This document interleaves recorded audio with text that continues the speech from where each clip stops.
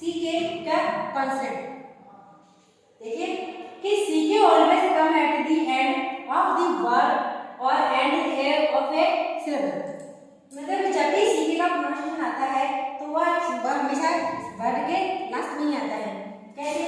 कि C K never comes in the starting of a word. C K कभी किसी भी वर्ड के स्टार्टिंग में नहीं आता है। सी मार्क्स इवन के या एस मतलब क और से इनका साउंड एंड क मार्क्स मतलब के साउंड टुगेदर सी के मतलब जब कभी भी के या एस के दोनों का साउंड आता है तो ये हमेशा क साउंड में ही बोला जाता है। अब इसके पीछे रूल है राइटिंग और रीडिंग के अनुसार। देखिए आगे कि राइटिंग रूल्स में व्हेन यू हेयर द क sound eight the end of a word and the के sound immediately follows a short vowel sound.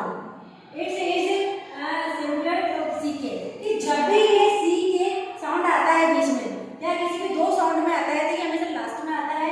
मतलब ये वर्ड के जब ये के साउंड हम उनको बोलते हैं और ये हमेशा लास्ट में इसके सी के साउंड बोला जाता है। मतलब के का साउंड आता है और ये हमेशा साथ में आता है वर्ड में। अब सेकंड इसमें क्या है कि जैसे कि in the middle of the word we write ck just after short vowel sound कि जब भी ये किसी भी वर्ड के ज्यादातर ये हमेशा लास्ट में आता है पर अगर ये किसी वर्ड के बीच में आता है तो उसको हम उसका साउंड इस प्रकार से बोलेंगे जैसे कि रॉकेट।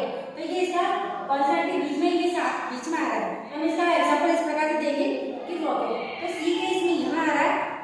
नेक्स्ट देखिए रीडिंग के अनुसार कि व्हेन यू सी के eight the end of a single syllable word so read the vowel not wrong vowel कि जब भी हम इस प्रकार से कोई सिंगल वर्ड साउंड आता है या ऐसे कोई साउंड इस प्रकार से आता है तो उसका हम साउंड लॉन्ग ना बोलकर शॉर्ट लॉन्ग में बोलेंगे।